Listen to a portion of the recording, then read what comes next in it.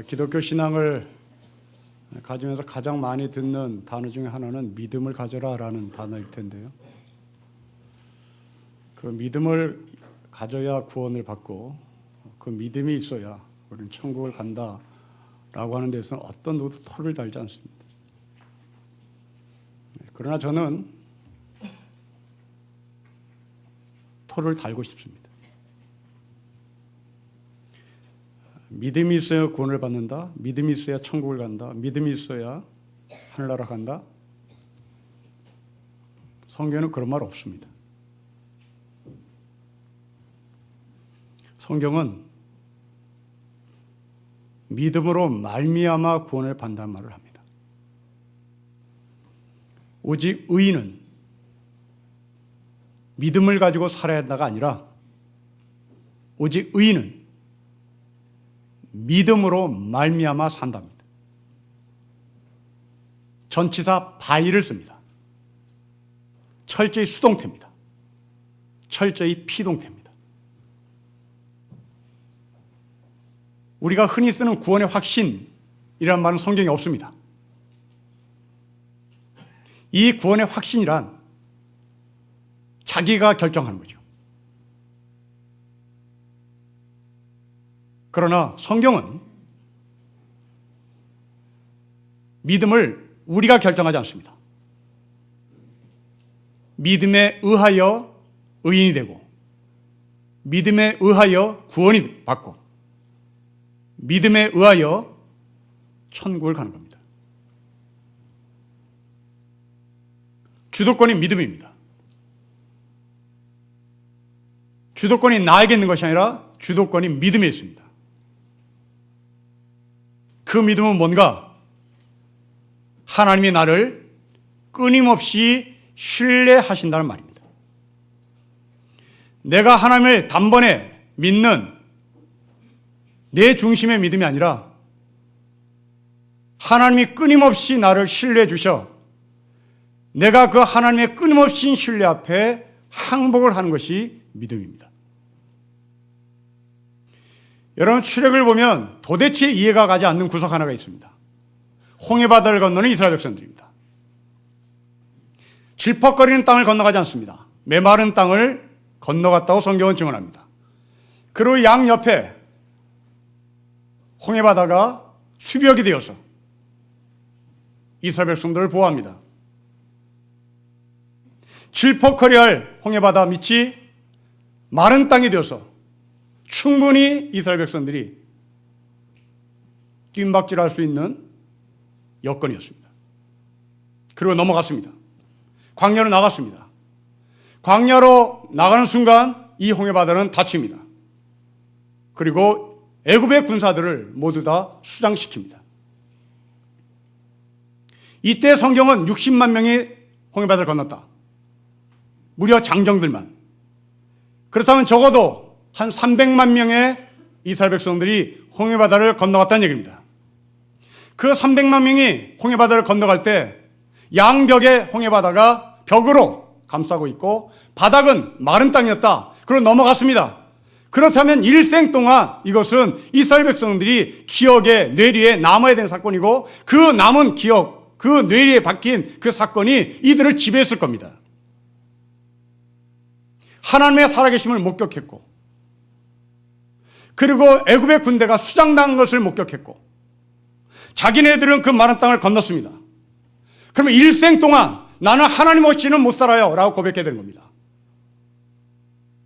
근데 얼마 지나지 않아 이들은 광야에서 하나님을 부정합니다. 하나님을 등집니다. 하나님께 원망합니다. 도대체 이해가 가지 않습니다. 암에 걸렸다가 치유되신 여러분, 우리 일생 동안 하나님 못 버립니다.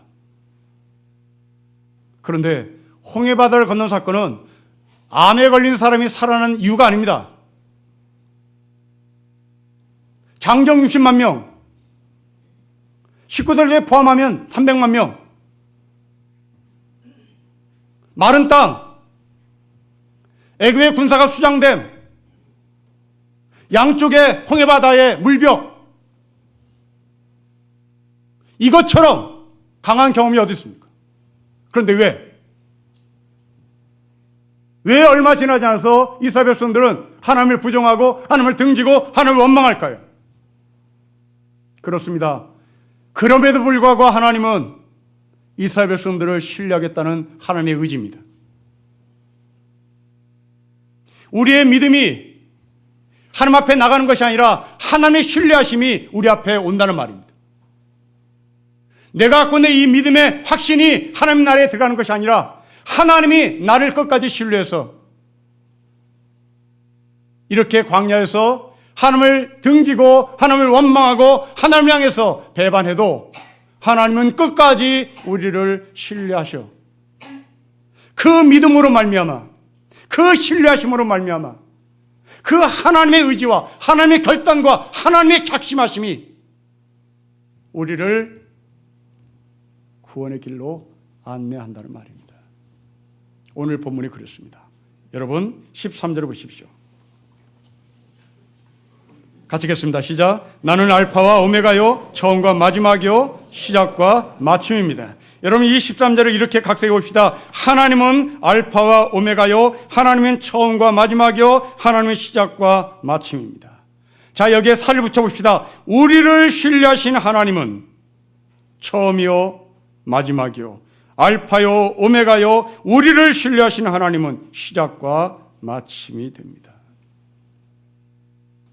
우리를 신뢰하신 하나님은 처음부터 우리가 믿음을 가지게 하는 것이 아니라 우리를 설득하시고 또 우리에게 설명하시고 때로는 우리에게 감정을 불어넣기며 나를 따르라고 책망하시고 내가 너를 끝까지 사랑했다고 의지적 결단도 보여주신 바로 그 하나님입니다. 알파와 오메가의 하나님, 내가 처음부터 믿음을 가진 사람이 아니라 믿음을 갖고 싶은 마음조차도 없었던 우리를 설득시키고 처음부터 설득시켜서 마지막까지 설득시켜서 하나님의 의지와 하나님의 감정과 하나님의 이성을 들고 기필코 이 오메가의 자리까지 하나님은 우리를 인도하시는 겁니다. 여러분이 결혼했던 20년, 30년 전에 상대방을 기억해 보십시오. 결혼을 해다고 결심한 어떤 포인트가 있었을 겁니다.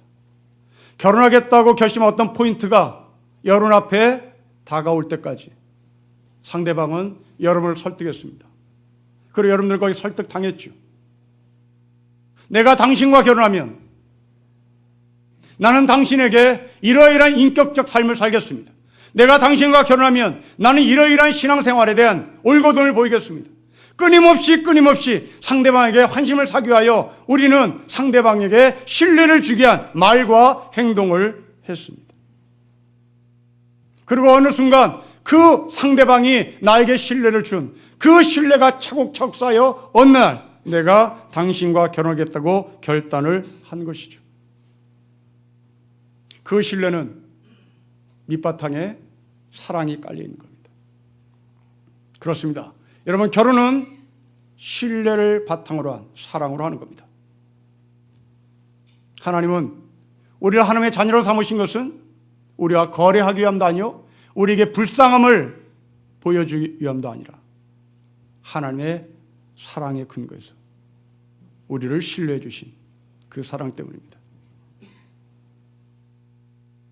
여러분들의 결혼은 신뢰와 사랑의 바탕에 깔린 결혼이죠. 아니면 거래이죠. 아니면 상대방이 불쌍해서 구제하는 차원에서 결혼을 했는지요. 이 세 가지의 답을 하셔야 됩니다. 가끔 어떤 형제는, 어떤 자매는 아주 착한 자매의 형제이나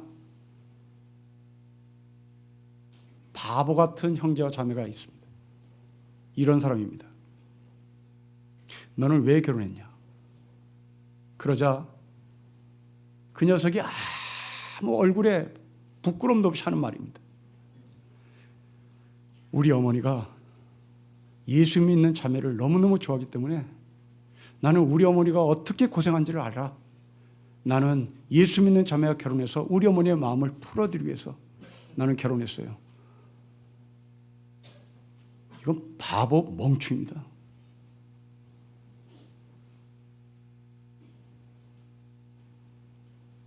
또 어떤 친구는 너 왜 결혼했어? 왜 그 자매와 결혼했니? 그 형제와 결혼했니? 아주 당당하게 말합니다. 난요 하나님의 영광을 위해서입니다. 바보 멍충이 최고의 멍충입니다. 여러분, 결혼은 어머니를 위해서 하는 게 아닙니다. 결혼은 하나님을 위해서 하는 게 아닙니다. 결혼은 남자를 위해서 하는 것이고 여자를 위해서 하는 겁니다. 성경의 워딩입니다. 우리는 성경에 결혼을 거래하지 않는다에 대해서 동의합니다. 우리 적어도 기독교인들은 그 양심까지는 갖고 있습니다. 속으로는 거래했는지 안 했는지 모르겠으나 결혼이 거래냐라고 했을 때 거래가 아니다라고 여러분들은 신앙인의 양심에 근거해서 그렇게 답을 합니다. 저 세상 사람들은 결혼을 거래로 이미 넘어갔죠. 그러나 우리는 적어도 거기까지는 얘기하지 않습니다. 그런데 이 바보 멍충이들이 너 왜 결혼했느냐? 우리 어머니를 위해서, 우리 어머니가 너무너무 고생을 해서 예수 믿는 사람을 그토록 원하기에, 아니면 하나님의 영광을 위해서. 성경은 그런 말이 없다는 걸 기억하십시오. 하나님은 남자를 위하여 여자를 만들었고 그 남자를 위하여 여자를 위하여 결혼제도를 만들었습니다. 불쌍함도 아닙니다. 거래도 아닙니다. 서로 신뢰를 바탕으로 사랑하며 결혼하는 겁니다. 우리는 예수를 3번 부인한 베드로를 기억합니다. 베드로는 예수님께서 3번 네가 나를 사랑하냐, 네가 나를 사랑하냐, 네가 나를 사랑하냐는 이 질문을 받을 때 우리가 얘기하는 소위 구원의 확신이 철두철미했던 사람입니다. 그런데 이 우리가 고백하는 이 구원의 확신, 내가 어디서 나왔는지도 모르는 이 구원의 확신을 교리처럼 신조처럼 알고 있는 이 구원의 확신이 얼마나 무기력하게 무너지는지를 예수님은 베드로의 이 사건을 통해서 우리가 확인해 줍니다. 예수님은 베드로에게 묻습니다. 너 나 사랑하냐? 너 나 사랑하냐? 베드로는 난 당신을 사랑합니다. 난 죽었다 깨어나도 당신을 사랑합니다. 소위 구원의 확신을 확실히 보여줍니다. 그러자 3번째 예수님께서 질문합니다. 너 나 사랑하느냐? 그러자 베드로는 꼬리를 내립니다. 여러분, 이게 우리가 갖고 있는 구원의 확신의 한계입니다. 너 나 사랑해? 너 나 사랑해? 너 나 사랑해? 라고 하는 이 3번째 말에 꼬리를 내리는 베드로의 구원의 확신. 이게 우리입니다.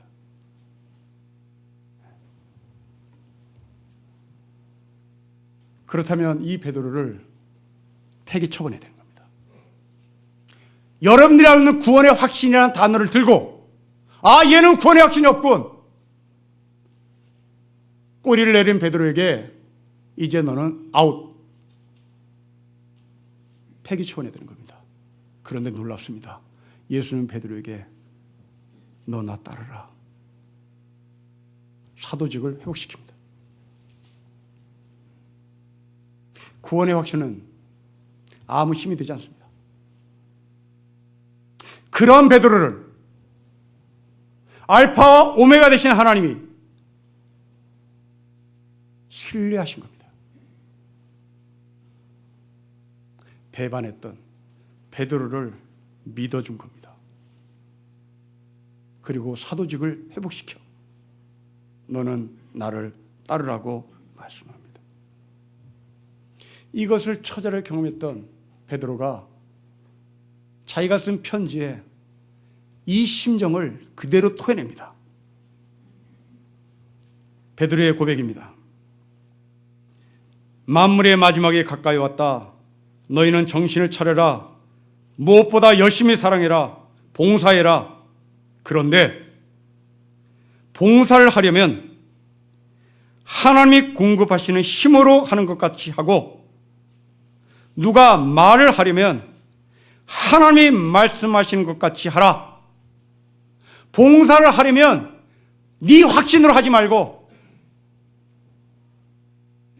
하나님이 공급하시는 힘으로 하고, 누구에게 말을 하려면 네 확신으로 하지 말고 하나님이 말씀하신 것 같이 하라.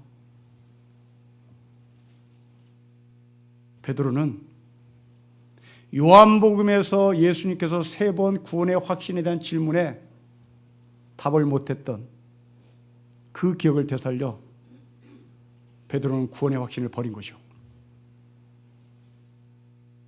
내 중심의 구원의 확신을 버린 거예요. 봉사하려거든 하나님이 하게 하신 것처럼 해라. 말을 하려거든 하나님이 하신 것처럼 하라.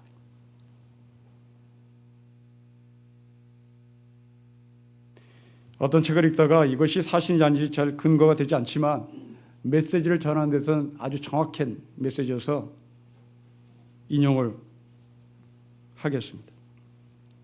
사실인지 아닌지 잘 모르겠습니다. 어떤 자매가 미국에 공부를 하러 갔다가 거기서 좋은 형제를 만나서 결혼을 준비하고 있었습니다. 시간도 잡고 날짜도 잡고 장소도 정했습니다. 한국에서 자기를 그토록 영적으로 잘 지도해 준 목사님에게 결혼 소식을 알렸습니다. 목사님이 기뻤겠죠. 아주 오래된 이야기라 지금처럼 뭐 스마트폰으로 축하한다 이런 메시지를 전달할 수 있는 것이 아니라 전보를 쳐서 그 자매에게 결혼을 축하하는 메시지를 전달했습니다. 목사님이 무슨 성경 말씀을 줄까 고민하다가 요한일서 4장 18절을 줘야 되겠다. 요한일서 4장 18절의 말씀이 이렇습니다. 사랑 안에 두려움이 없고 온전한 사랑이 두려움을 내어 쫓나니 두려움에는 형벌이 있음이라. 두려워하는 자는 사랑 안에서 온전히 이루지 못하였느니라. 사랑은 두려움이 없다. 이 메시지죠. 이 많은 글자를 전보에 치려고 하니 그 당시에는 전보가 글자 수에 따라 가격이 올라가기 때문에 다 생략하고 요한일서 4장 18절 요 1, 4, 땡땡 18 이렇게 보내면 돈도 아끼고 뭐 좋겠다 싶어 전달했습니다. 결혼식을 마치고 신혼여행을 가다가 이 친구가 목사님으로부터 온 전보를 뜯었습니다. 아무 글자도 없고 딸랑 요한 요 4, 1, 8 이렇게 쓰여져 있습니다. 이게 무슨 성경 구절인가 궁금했겠죠. 성경을 찾았습니다. 요한 1서 4장 18절이 아니라 불행하게도 요한복음 4장 18절로 그 우체국 직원이 전화를 잘못 받았는지 놓쳤는지 일자를 빼고 요 4 땡땡 18만 보낸 겁니다. 여러분 요한복음 4장 18절은 뭔지 알아요? 수가성여인입니다. 남편 5명 있는 여자. 이 자매가 성경을 열어보니 여인아 너에게 남편 5명 있었는데 지금 네 남편은 네 남편 아니야.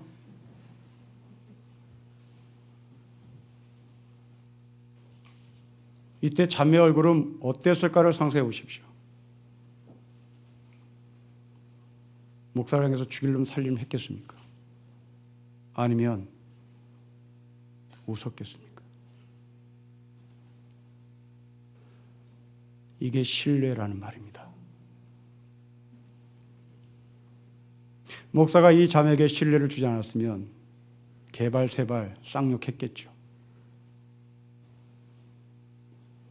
우리 목사는 그럴 뿐이 아니야.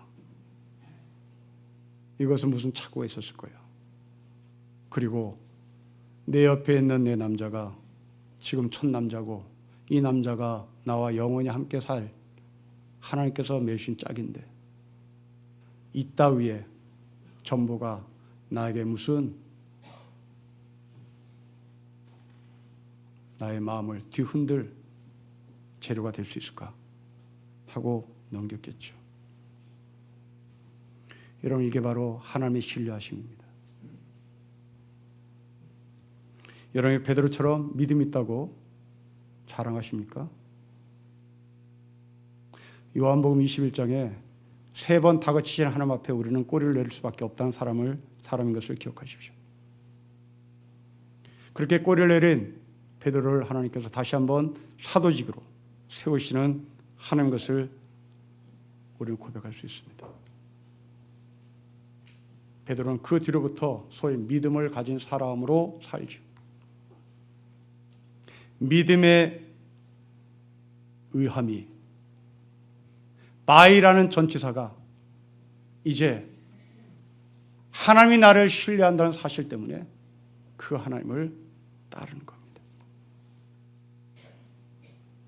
이런 우리에게 이제 하나님을 말씀합니다. 여러분 14절, 15절을 같이 읽겠습니다. 시작. 자기 두루마기를 빠는 자들은 복이 있으니 이는 그들이 생명나무에 나가며 문들을 통하여 성에 들어갈 권세를 받으려 함이로다. 개들과 점술가들과 음행하는 자들과 살인자들과 우상 숭배자들과 이 거짓말들을 좋아하며 지어낸 자는 다 성 밖에 있어. 여러분, 이것이 13절과 어떤 관계가 있는지를 유심히 살펴보십시오. 오늘 설교 제목으로 답을 드립니다. 오늘 설교의 제목을 알파와 오메가 사이에 라고 정했습니다. 처음이요 마지막이신 하나님이 우리를 책임진다는 얘기입니다. 그 사이에 우리가 살고 있습니다. 그러면 우리가 알파와 오메가 사이에 어떻게 살 것인가? 끝까지 우리를 신뢰하시는 하나님 앞에 내가 어떻게 살 것인가? 누구는 14절처럼 삽니다. 누구는 15절처럼 삽니다.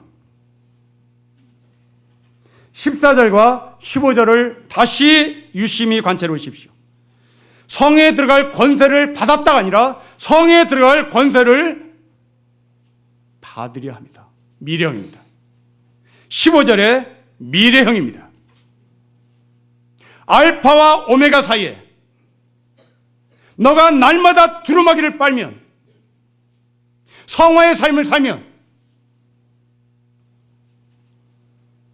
거룩한 성 새 예루살렘에 들어갈 것이고, 알파와 오메가 사이에 나는 구원을 받았으니 이제 하나님이 나를 책임지시니 나는 마음대로 살아도 돼 라고 말한다면 여러분들은 15절처럼 사는 사람들이니 그들은 성 밖에서 내쳐질 것이다 말합니다. 끝까지 우리를 신뢰하시는 하나님께서, 나의 알파와 나의 오메가 되시는 하나님께서 우리에게 요구하십니다. 너는 이 알파와 오메가 사이에 어떻게 사냐? 14절로 사냐? 15절로 사냐?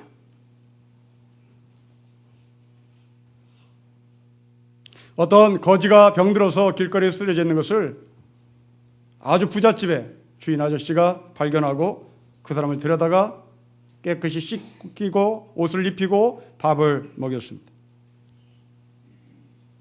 그런데 이 거지가 생각하기를 내가 길바닥에 누워서 벌벌 떨고 있을 때 다가와서 새 옷을 입히고 몸을 씻기고 옷을 입히고 좋은 밥을 먹였다고 생각한 이 거지는, 그럼 우리 집 주인은 내가 옷을 찢어버리면 또 새 옷을 줄까 생각을 하고 옷을 한번 찢어봤습니다. 그랬더니 또 준 거죠. 진흙탕에서 굴렀습니다. 데려와서 또 씻깁니다. 주인이 아무 소리 하지 않고 자기에게 새 옷을 입히고 몸을 씻기고 그리고 밥을 먹입니다. 이 거지는 재미가 들렸습니다. 계속 반복했습니다. 여러분, 이 거지는 그 집에서 추방당했을까요? 우리는 추방시킬 수 있을지 모르겠습니다. 그런데 이 집 주인은, 하나님은 그 사람을 추방시키지 않았습니다. 그럼 이 사람은 그 재미에 계속 옷을 찢고 진흙탕에서 굴르고 마음대로 사는 겁니다. 여러분, 이것이 우리가 볼 때는 대단히 바보짓 같은데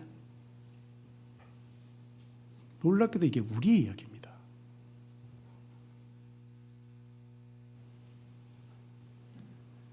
여러분, 한 주간 동안 어떻게 사셨습니까? 특별히 우리는 사순절 기간입니다. 어떻게 사셨습니까? 두루마기를 빨면서 사셨습니까? 아니면 15절처럼 이렇게 살았습니까?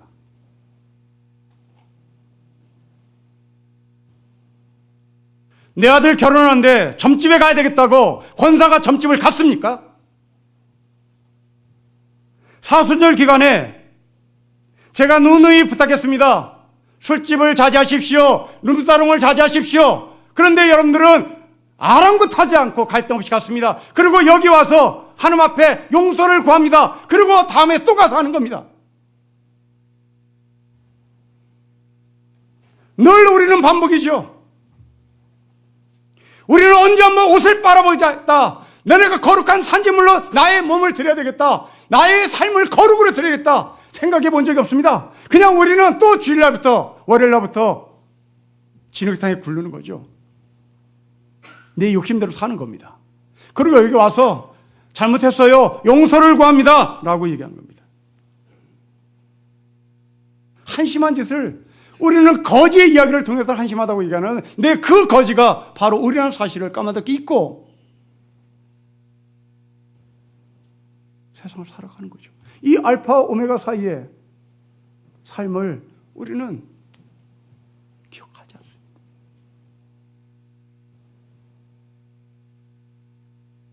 이제 둘째 아들 결혼할 때 또 점집을 찾아가려고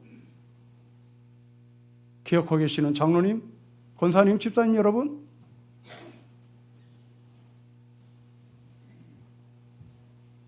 이게 나에게 유익이 되니 거짓말하는 것을 밥 먹듯이 하는 성도 여러분, 그리고 여러분들은 다음 주에 나와서 여기서 또 용서를 구하겠죠. 이게 바로 옷을 찢어버리는 거지의 사람입니다.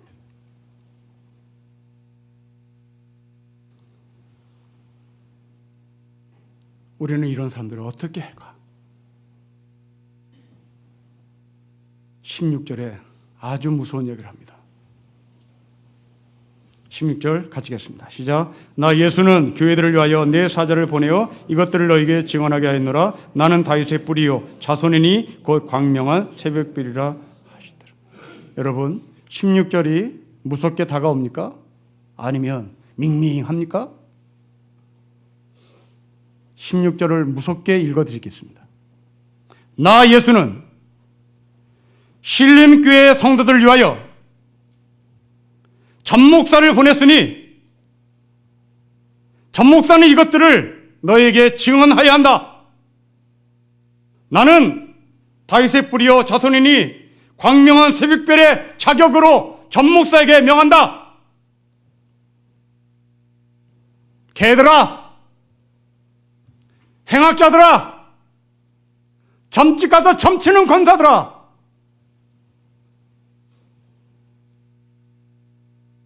설교해라. 이 자리에 서서 까라. 이 자리에서 오픈해라.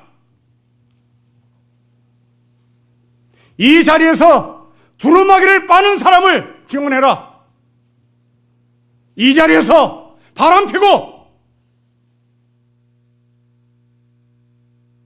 점치고 개처럼 핥는 자들의 삶을 폭로해라. 너는 그렇게 해야 한다. 무섭습니다. 사도 요한이 계시를 마감하면서 쓴 에필로그입니다. 알파와 오메가 사이에 우리가 살아야 할 삶의 책임을 놓치는 자들아, 전목사를 통해서 경고받아라. 그러 전목사 너는 그 책임을 다해야 한다.